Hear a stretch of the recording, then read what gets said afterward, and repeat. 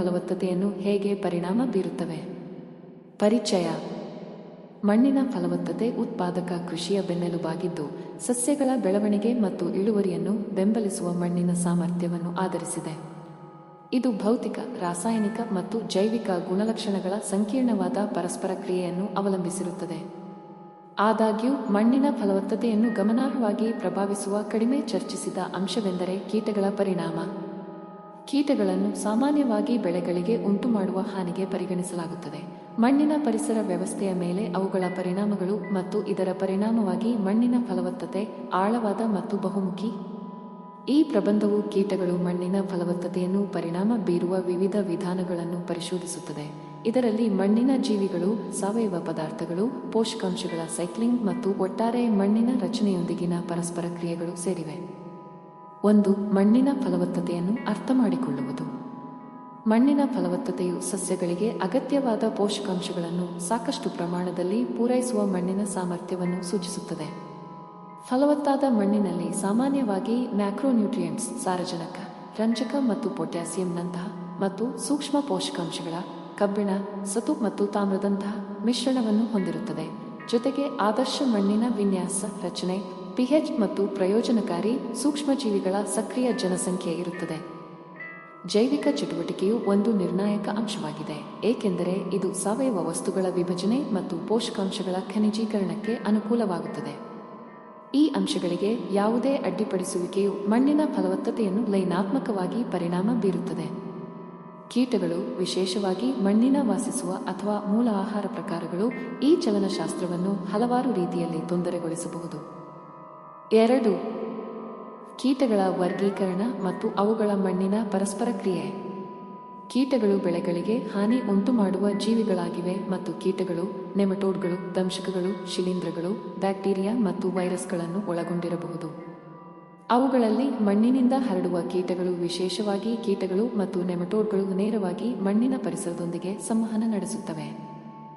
ಮಣ್ಣು ದೌರ್ಬಲ್ಯ ಕೀಟಗಳು ಸೇರಿವೆ. ಮೂಲ ಆಹಾರ ಕೀಟಗಳು, ಉದಾ, ಬಿಳಿ ಗ್ರಬ್ಸ್, ಮೂಲ ಜೀರುಂಡೆಗಳು. ಮಣ್ಣಿನಿಂದ ಹರಡುವ ನೆಮಟೋಡ್ಗಳು, ಉದಾ, ಮೂಲಗಂಟು ನೆಮಟೋಡ್ಗಳು, ಗೆದ್ದಲುಗಳು ಮತ್ತು ಇರುವೆಗಳು, ಮೊಲ್ ಮತ್ತು ವೋಲ್ಸ್ನಂತಹ ದಂಶಕಗಳು. ಈ ಕೀಟಗಳು ಮಣ್ಣಿನ ಮೇಲೆ ನೇರವಾಗಿ ಪರಿಣಾಮ ಬೀರುತ್ತವೆ, ಅದರ ರಚನೆ ಮತ್ತು ಪೋಷಕಾಂಶಗಳ ಸಮತೋಲನವನ್ನು ಬದಲಾಯಿಸುವ ಮೂಲಕ, ಮತ್ತು ಪರೋಕ್ಷವಾಗಿ ಸಸ್ಯಗಳು ಮತ್ತು ಸೂಕ್ಷ್ಮಜೀವಿಯ ಸಮುದಾಯಗಳ ಮೇಲೆ ಅವುಗಳ ಪರಿಣಾಮಗಳ ಮೂಲಕ. 3. ಮಣ್ಣಿನ ಫಲವತ್ತತೆಯ ಮೇಲೆ ಕೀಟಗಳ ನೇರ ಪರಿಣಾಮಗಳು. ರೂಟ್ ಹಾನಿ ಮತ್ತು ಪೋಷಕಾಂಶಗಳ ತೆಗೆದುಕೊಳ್ಳುವ ಹಸ್ತಕ್ಷೇಪ. ಸಸ್ಯದ ಬೇರುಗಳನ್ನು ತಿನ್ನುವ ಮಣ್ಣಿನ ಕೀಟಗಳು ಪೋಷಕಾಂಶಗಳು ಮತ್ತು ನೀರನ್ನು ಹೀರಿಕೊಳ್ಳುವ ಸಸ್ಯದ ಸಾಮರ್ಥ್ಯದ ಮೇಲೆ ಗಮನಾರ್ಹವಾಗಿ ಪರಿಣಾಮ ಬೀರುತ್ತವೆ. ಹಾನಿಗೊಳಗಾದ ಬೇರುಗಳು ಸಸ್ಯದ ಒಟ್ಟಾರೆ ಜೀವರಾಶಿಗಳನ್ನು ಕಡಿಮೆ ಮಾಡುತ್ತದೆ. ಇದು ಕೊಳೆಯುತ್ತಿರುವ ಸಸ್ಯ ಸಾಮಗ್ರಿಗಳ ಮೂಲಕ ಮಣ್ಣಿಗೆ ಮರಳುವ ಸಾವಯವ ವಸ್ತುಗಳ ಪ್ರಮಾಣವನ್ನು ಮಿತಿಗೊಳಿಸುತ್ತದೆ. ಸಾವಯವ ವಸ್ತುಗಳ ಇನ್ಪುಟ್ನಲ್ಲಿನ ಈ ಕುಸಿತವು ನೆಗೆಟಿವ್ ನಾತ್ಮಕವಾಗಿ ಪರಿಣಾಮ ಬೀರುತ್ತದೆ. ಸೂಕ್ಷ್ಮಜೀವಿಯ ಚಟುವಟಿಕೆ. ಹ್ಯೂಮಸ್ ರಚನೆ. ಮಣ್ಣಿನ ಪೋಷಕಾಂಶಗಳ ಜಲಾಶಯಗಳು. ಸಾವಯವ ವಸ್ತುವು ಮಣ್ಣಿನ ಫಲವತ್ತತೆಗೆ ಪ್ರಾಥಮಿಕ ಕೊಡುಗೆಯಾಗಿರುವುದರಿಂದ ಅದರ ಇನ್ಪುಟ್ನಲ್ಲಿನ ಯಾವುದೇ ಕಡಿತವು ಮಣ್ಣಿನ ಗುಣಮಟ್ಟದಲ್ಲಿ ದೀರ್ಘಕಾಲೀನ ಕುಸಿತಕ್ಕೆ ಕಾರಣವಾಗಬಹುದು. ಮಣ್ಣಿನ ರಚನೆಯ ಅಡಚಣೆ. ಮೋಲ್ ಮತ್ತು ದೊಡ್ಡ ಬೀಳ ಕೀಟಗಳಂತಹ ಕೆಲವು ಕೀಟಗಳು ಸುರಂಗಮಾರ್ಗ ಚಟುವಟಿಕೆಗಳ ಮೂಲಕ ಮಣ್ಣಿನ ರಚನೆಯನ್ನು ಬದಲಾಯಿಸುತ್ತವೆ. ಮಧ್ಯಮ ಮಣ್ಣಿನ ವಹಿವಾಟು ಗಾಳಿ ಮತ್ತು ನೀರಿನ ಒಳನುಸುಳುವಿಕೆಯನ್ನು ಸುಧಾರಿಸಬಹುದಾದರೂ ಅತಿಯಾದ ಅಡಚಣೆ ಮಾಡಬಹುದು.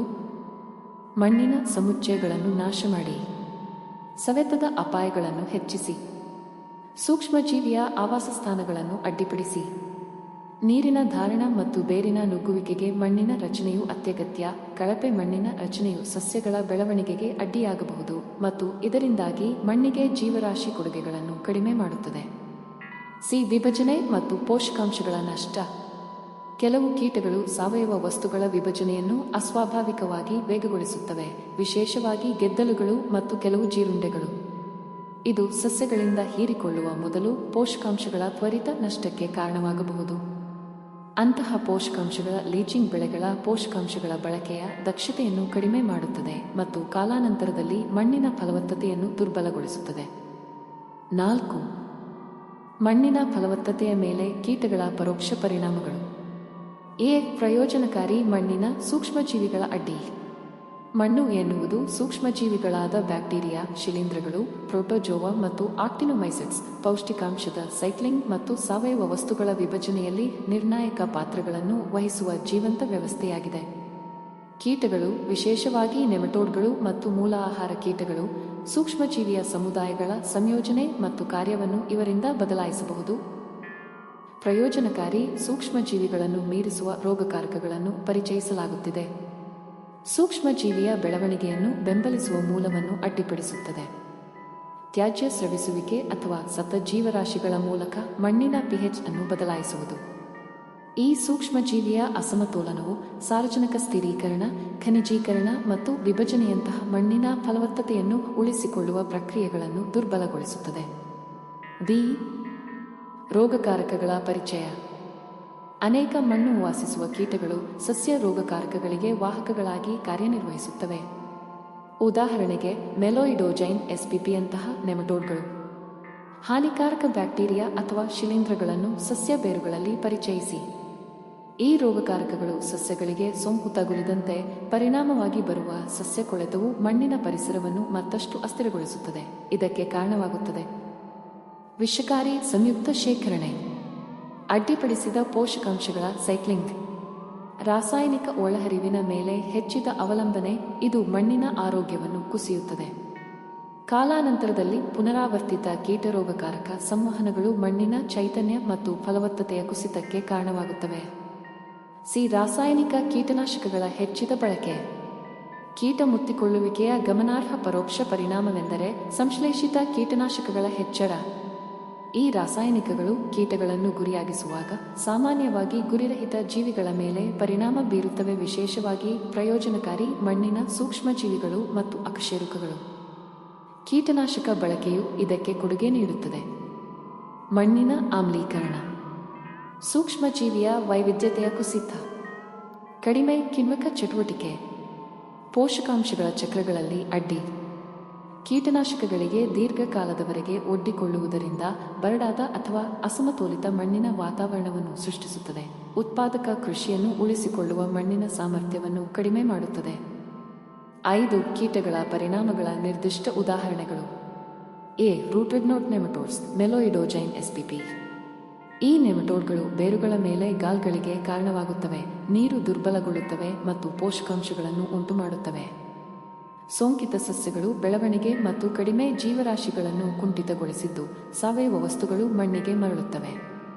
ಇದಲ್ಲದೆ ಸೂಕ್ಷ್ಮಜೀವಿಯ ರೋಗಕಾರಕಗಳೊಂದಿಗಿನ ಅವರ ಪರಸ್ಪರ ಕ್ರಿಯೆಯು ಮತ್ತಷ್ಟು ಮಣ್ಣಿನ ಪರಿಸರ ವ್ಯವಸ್ಥೆಯ ಅಡ್ಡಿ ಉಂಟುಮಾಡುತ್ತದೆ. White grubs, Phyllophaga spp. ಬಿಳಿ ಗ್ರಬ್ಗಳು ಸಸ್ಯದ ಬೇರುಗಳು ಮತ್ತು ಸಾವಯವ ಪದಾರ್ಥಗಳನ್ನು ತಿನ್ನುತ್ತವೆ. ಅವುಗಳ ಬಿಲವು ಮಣ್ಣಿನ ಸಮುಚ್ಚಯಗಳನ್ನು ಅಡ್ಡಿಪಡಿಸುತ್ತದೆ ಮತ್ತು ಸವೆತಕ್ಕೆ ಒಳಗಾಗುವ ಸಾಧ್ಯತೆಯನ್ನು ಹೆಚ್ಚಿಸುತ್ತದೆ. ಮೂಲ ಜೀವರಾಶಿಗಳಲ್ಲಿನ ಇಳಿಕೆ ಕಡಿಮೆ ಸಾವಯವ ವಸ್ತುಗಳ ಇನ್ಪುಟ್ ಮತ್ತು ದುರ್ಬಲ ಸೂಕ್ಷ್ಮಜೀವಿಯ ಸಮುದಾಯಕ್ಕೆ ಅನುವಾದಿಸುತ್ತದೆ. ಗೆದ್ದಲುಗಳು. ಸೆಲ್ಯುಲೋಸ್ ಅನ್ನು ಕೊಳೆಯಲು ಗೆದ್ದಲುಗಳು ಸಹಾಯ ಮಾಡುತ್ತವೆಯಾದರೂ ಹೆಚ್ಚಿನ ಪ್ರಮಾಣದಲ್ಲಿ ಅವು ಸಾವಯವ ವಸ್ತುವನ್ನು ಅತಿಯಾಗಿ ಪ್ರಕ್ರಿಯೆಗೊಳಿಸಬಹುದು. ಇದು ಪೋಷಕಾಂಶಗಳ ನಷ್ಟಕ್ಕೆ ಕಾರಣವಾಗುತ್ತದೆ. ಅವುಗಳ ಸುರಂಗ ಮಾರ್ಗವು ಮಣ್ಣಿನ ರಚನೆಯನ್ನು ಬದಲಾಯಿಸುತ್ತದೆ, ಹೆಚ್ಚಾಗುತ್ತದೆ ಮತ್ತು ಪೋಷಕಾಂಶಗಳ ಲೀಚಿಂಗ್ ಸಾಧ್ಯತೆಯನ್ನು ಹೆಚ್ಚಿಸುತ್ತದೆ. ವೋಲ್ಸ್ ಮತ್ತು ಮೋಲ್. ಈ ದಂಶಕಗಳು ವ್ಯಾಪಕವಾಗಿ ಬೀಲಾ ಮೂಲ ವ್ಯವಸ್ಥೆಗಳನ್ನು ಅಡ್ಡಿಪಡಿಸುತ್ತವೆ ಮತ್ತು ಸಬ್ಸಾಯಿಲ್ ಪದರಗಳನ್ನು ಒಡ್ಡುತ್ತವೆ. ಅವರ ಚಟುವಟಿಕೆಯು ಕಳೆ ಬೀಜಗಳು ಮತ್ತು ರೋಗಕಾರಕಗಳನ್ನು ಪರಿಚಯಿಸಬಹುದು, ಪರೋಕ್ಷವಾಗಿ ಸಸ್ಯದ ಆರೋಗ್ಯ ಮತ್ತು ಮಣ್ಣಿನ ಫಲವತ್ತತೆಯನ್ನು ಪರಿಣಾಮ ಬೀರುತ್ತದೆ. ಹೆಚ್ಚುವರಿಯಾಗಿ ಬಿಲವು ಮೇಲ್ಮಣ್ಣು ಸವೆತವನ್ನು ವೇಗಗೊಳಿಸುತ್ತದೆ. 6 ಮಣ್ಣಿನ ಫಲವತ್ತತೆಯ ಮೇಲೆ ಕೀಟ ಮುತ್ತಿಕೊಳ್ಳುವಿಕೆಯ ದೀರ್ಘಕಾಲೀನ ಪರಿಣಾಮಗಳು. ಕಾಲಾನಂತರದಲ್ಲಿ ಪುನರಾವರ್ತಿತ ಕೀಟಗಳ ಏಕಾಏಕಿ ಮಣ್ಣಿನ ಆರೋಗ್ಯದಲ್ಲಿ ಸಂಚಿತ ಕುಸಿತಕ್ಕೆ ಕಾರಣವಾಗಬಹುದು. ಪ್ರಮುಖ ದೀರ್ಘಕಾಲೀನ ಪರಿಣಾಮಗಳು ಸೇರಿವೆ: ಮಣ್ಣಿನ ಸಾವಯವ ಇಂಗಾಲದ ನಷ್ಟ, ಎಸ್ಒಸಿ. ಕೀಟಹಾನಿಗೊಳಗಾದ ಬೆಳೆಗಳು ಕಡಿಮೆ ಸಾವಯವ ಶೇಷವನ್ನು ನೀಡುತ್ತವೆ, ಎಸ್ಒಸಿಯನ್ನು ಕಡಿಮೆ ಮಾಡುತ್ತದೆ ಮತ್ತು ಪೋಷಕಾಂಶಗಳ ಜಲಾಶಯಗಳು ಕಡಿಮೆಯಾಗುತ್ತವೆ. ಕಡಿಮೆಯಾದ ಮಣ್ಣಿನ ಸೂಕ್ಷ್ಮಜೀವಿಯ ಜೀವರಾಶಿ, ದುರ್ಬಲಗೊಂಡ ಸೂಕ್ಷ್ಮಜೀವಿಯ ಸಮುದಾಯಗಳೊಂದಿಗೆ ಮಣ್ಣು ಪೋಷಕಾಂಶಗಳನ್ನು ಪುನರುತ್ಪಾದಿಸುವ ಮತ್ತು ರೋಗಗಳನ್ನು ವಿರೋಧಿಸುವ ಸಾಮರ್ಥ್ಯವನ್ನು ಕಳೆದುಕೊಳ್ಳುತ್ತದೆ. ಕಡಿಮೆಯಾದ ಕ್ಯಾಲ್ಸಿಯಂ ವಿನಿಮಯ ಸಾಮರ್ಥ್ಯ ಸಿಸಿ ಇದು ಪೋಷಕಾಂಶಗಳನ್ನು ಉಳಿಸಿಕೊಳ್ಳುವ ಮಣ್ಣಿನ ಸಾಮರ್ಥ್ಯದ ಮೇಲೆ ಪರಿಣಾಮ ಬೀರುತ್ತದೆ. ಮಣ್ಣಿನ ಆಮ್ಲೀಕರಣ ಮತ್ತು ಲವಣಾಂಶ ಆಗಾಗ್ಗೆ ಅತಿಯಾದ ಕೀಟನಾಶಕ ಬಳಕೆ ಮತ್ತು ಸೂಕ್ಷ್ಮಜೀವಿಯ ಸಾವಿನಿಂದ ಉಂಟಾಗುತ್ತದೆ. ಪೋಷಕಾಂಶಗಳ ಅಸಮತೋಲನ ಕೆಲವು ಕೀಟಗಳು ನಿರ್ದಿಷ್ಟ ಸಸ್ಯ ಬೇರುಗಳ ಮೇಲೆ ಅಥವಾ ತಮ್ಮದೇ ಆದ ತ್ಯಾಜ್ಯ ಶೇಖರಣೆಯಿಂದ ಮೇಲೆ ಪರಿಣಾಮ ಬೀರುವ ಮೂಲಕ ಕೆಲವು ಪೋಷಕಾಂಶಗಳನ್ನು ಆಯ್ದವಾಗಿ ಕಡಿಮೆ ಮಾಡುತ್ತದೆ. 7. ಮಣ್ಣಿನ ಫಲವತ್ತತೆಯ ಮೇಲೆ ಕೀಟಗಳ ಪರಿಣಾಮವನ್ನು ಕಡಿಮೆ ಮಾಡಲು ನಿರ್ವಹಣಾ ಅಭ್ಯಾಸಗಳು.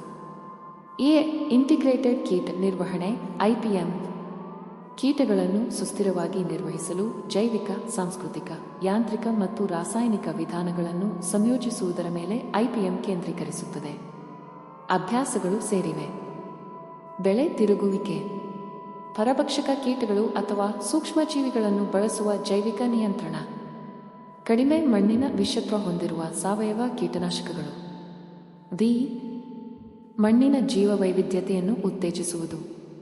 ಕಾಂಪೋಸ್ಟ್ ಅಪ್ಲಿಕೇಶನ್ ಹಸಿರು ಗೊಬ್ಬರಗಳು ಮತ್ತು ಕಡಿಮೆ ಬೇಸಾಯದ ಮೂಲಕ ಸೂಕ್ಷ್ಮಜೀವಿಯ ಮತ್ತು ಪ್ರಾಣಿಗಳ ವೈವಿಧ್ಯತೆಯನ್ನು ಹೆಚ್ಚಿಸುವುದು ಕೀಟಗಳ ಪ್ರಭಾವವನ್ನು ಬಫರ್ ಮಾಡಲು ಸಹಾಯ ಮಾಡುತ್ತದೆ ಮತ್ತು ಮಣ್ಣಿನ ಫಲವತ್ತತೆಯನ್ನು ಬೆಂಬಲಿಸುತ್ತದೆ. ನಿರೋಧಕ ಪ್ರಭೇದಗಳು. ಕೀಟ ನಿರೋಧಕ ಬೆಳೆ ಪ್ರಭೇದಗಳನ್ನು ನೆಡುವುದರಿಂದ ಕೀಟಗಳ ಹಾನಿಯನ್ನು ಬೇರುಗಳಿಗೆ ಕಡಿಮೆ ಮಾಡುತ್ತದೆ ಮತ್ತು ರಾಸಾಯನಿಕ ಚಿಕಿತ್ಸೆಗಳ ಅಗತ್ಯವನ್ನು ಕಡಿಮೆ ಮಾಡುತ್ತದೆ. ಮಣ್ಣಿನ ಸೂಕ್ಷ್ಮಜೀವಿಯ ಆರೋಗ್ಯವನ್ನು ಕಾಪಾಡುತ್ತದೆ. ಸಂರಕ್ಷಣೆ ಬೇಸಾಯ.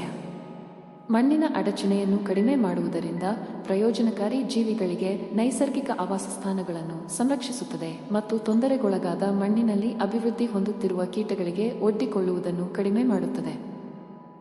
ಸಾವಯವ ಕೃಷಿ. ಸಾವಯವ ವ್ಯವಸ್ಥೆಗಳು ಸಂಶ್ಲೇಷಿತ ಕೀಟನಾಶಕಗಳನ್ನು ತಪ್ಪಿಸುತ್ತವೆ ಮತ್ತು ಮಿಶ್ರಗೊಬ್ಬರ ಮತ್ತು ಕವರ್ ಕ್ರಾಪಿಂಗ್ನಂತಹ ನೈಸರ್ಗಿಕ ಮಣ್ಣಿನ ಪುಷ್ಟೀಕರಣ ತಂತ್ರಗಳನ್ನು ಉತ್ತೇಜಿಸುತ್ತವೆ. ಇದು ದೀರ್ಘಕಾಲೀನ ಮಣ್ಣಿನ ಫಲವತ್ತತೆ ಮತ್ತು ಕೀಟ ಪ್ರತಿರೋಧವನ್ನು ನಿರ್ಮಿಸುತ್ತದೆ. 8. ನೀತಿ ಮತ್ತು ಶಿಕ್ಷಣದ ಪಾತ್ರ. ಕೀಟ ಪ್ರೇರಿತ ಮಣ್ಣಿನ ಅವನತಿಯನ್ನು ಕಡಿಮೆ ಮಾಡಲು ಸರ್ಕಾರದ ನೀತಿಗಳು ಮತ್ತು ರೈತ ಶಿಕ್ಷಣ ಅತ್ಯಗತ್ಯ ತಂತ್ರಗಳು ಸೇರಿವೆ. ಸುಸ್ಥಿರ ಕೀಟ ನಿರ್ವಹಣೆಯ ತರಬೇತಿ. ಸಾವಯವ ಅಭ್ಯಾಸಗಳಿಗೆ ಪ್ರೋತ್ಸಾಹಕಗಳು. ಮಣ್ಣಿನ ಆರೋಗ್ಯ ಮೇಲ್ವಿಚಾರಣೆ ಮತ್ತು ಆರಂಭಿಕ ಕೀಟ ಪತ್ತೆ ವ್ಯವಸ್ಥೆಗಳು. ಅಂತಹ ಪ್ರಯತ್ನಗಳು ಮಣ್ಣಿನ ಸಮಗ್ರತೆಯನ್ನು ಕಾಪಾಡಿಕೊಳ್ಳುವಾಗ ದೀರ್ಘಕಾಲೀನ ಉತ್ಪಾದಕತೆಯನ್ನು ಖಚಿತಪಡಿಸುತ್ತವೆ. ತೀರ್ಮಾನ. ಕೀಟಗಳು ನೇರ ಮತ್ತು ಪರೋಕ್ಷ ರೀತಿಯಲ್ಲಿ ಮಣ್ಣಿನ ಫಲವತ್ತತೆಯನ್ನು ಪ್ರಭಾವಿಸುತ್ತವೆ. ಮೂಲ ಹಾನಿ, ಮಣ್ಣಿನ ರಚನೆ ಅಡ್ಡಿ, ಸೂಕ್ಷ್ಮಜೀವಿಯ ಅಸಮತೋಲನ ಮತ್ತು ರೋಗಕಾರಕ ಚಟುವಟಿಕೆಯ ಪ್ರಚಾರ.